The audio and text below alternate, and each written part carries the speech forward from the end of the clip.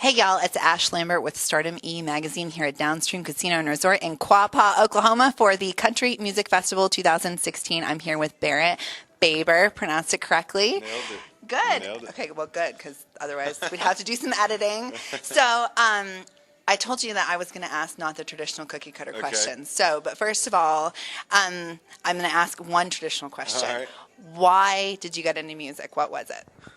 Well, I mean, I was always sort of singing and growing up in church. My dad was a Southern Baptist minister, and I think that's true of a lot of artists that they don't really have a choice when it comes to participation in church when they're a kid.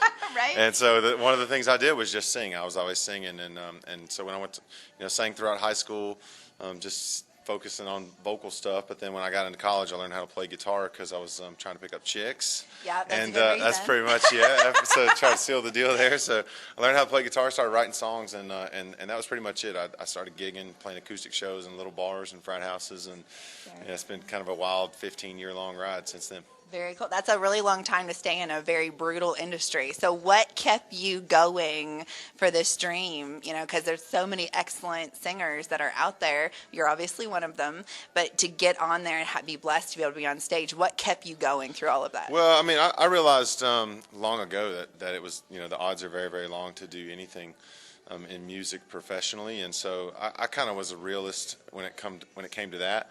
But also, I was always really cognizant that making music and being an artist of any kind, whether I'm making $100 or $100,000 or whatever it is, whatever the case may be, was not really about what I did, but it was about who I was.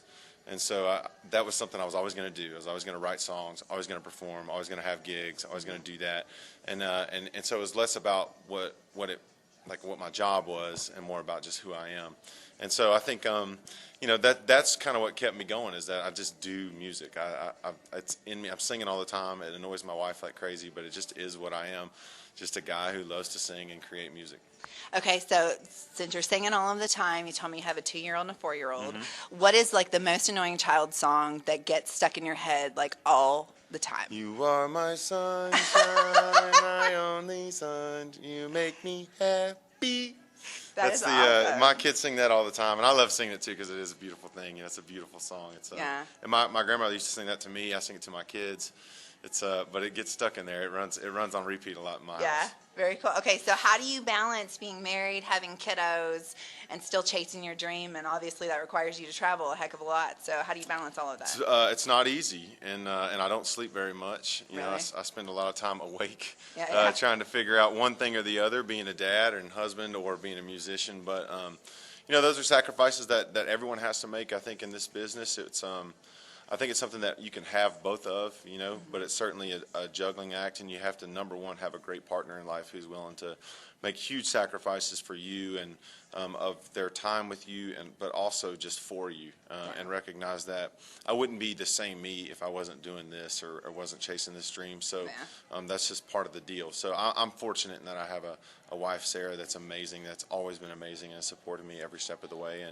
And now I really am getting to kind of give back to her now some. She just quit her job. She's about to work for me a little bit. She's about to start doing some stuff for me and figuring out what our next move is as far as location wise, living in Nashville or what we're going to do. And she can kind of focus a little bit more on the kids and being more attentive. It's really hard on her to have to work all day and then come home and work more when the kids and I'm not there. That's a difficult thing. So I'm really, really happy to be able to give back to her because of this year and because of the gift that the fans gave to me, which is seeing me through on The Voice and then coming out and supporting my shows now. Yeah, exactly. Very cool. So one more heavy question, and I have one more light question. That's kind of fun.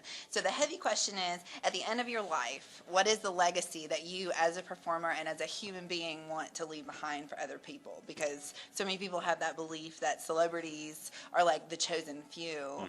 Whenever I think anybody who asks a celebrity, I'm pretty sure that you feel kind of normal at other times. Most of the time. So what is the legacy that you're hoping people take away from your music and just your life in general?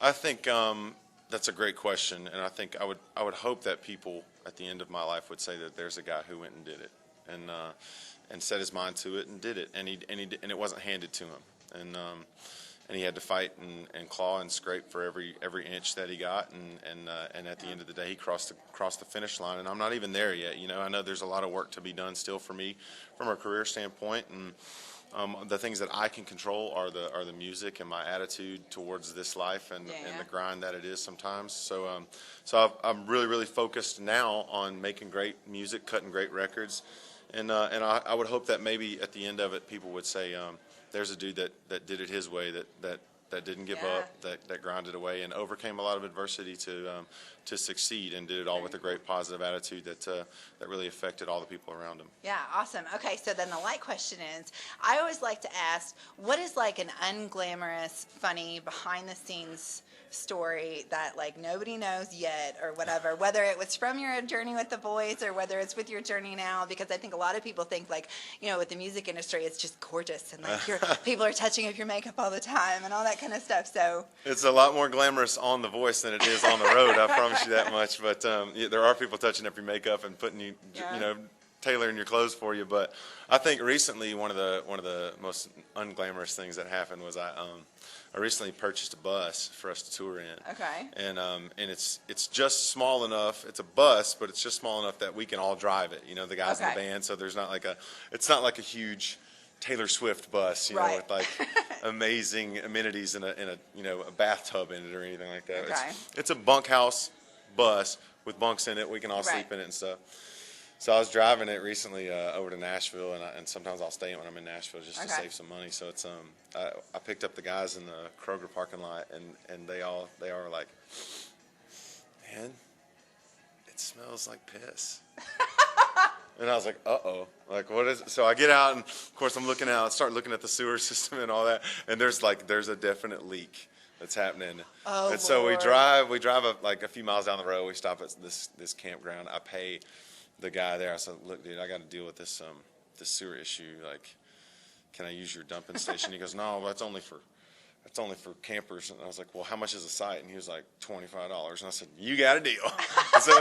So I paid him. We pulled over, and I put on these like arm length rubber gloves, and you know, you can imagine what it was like. There was like a Pucano, like a P I can only imagine. Yeah.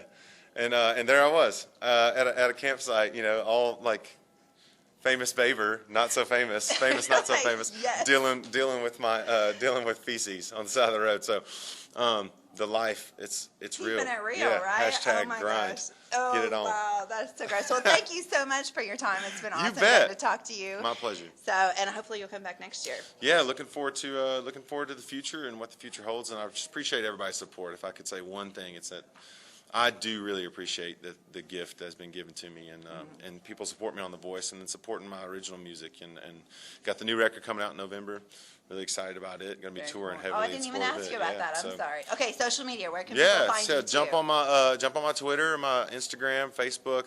It's all Barrett Baber. Facebook is Barrett Baber Music. So like my fan page. All the updates will be there for the new record, and it's going to be something really special. I worked on it last week. I'm really excited to get it out there to the people. Very cool. I'm excited to see it. So awesome. Well, thank you again. You're welcome. Again, it's Ash Lambert with Stardom E-Magazine here at the Downstream Casino and Resort, Quapaw, Oklahoma, for the Country Music Festival 2016.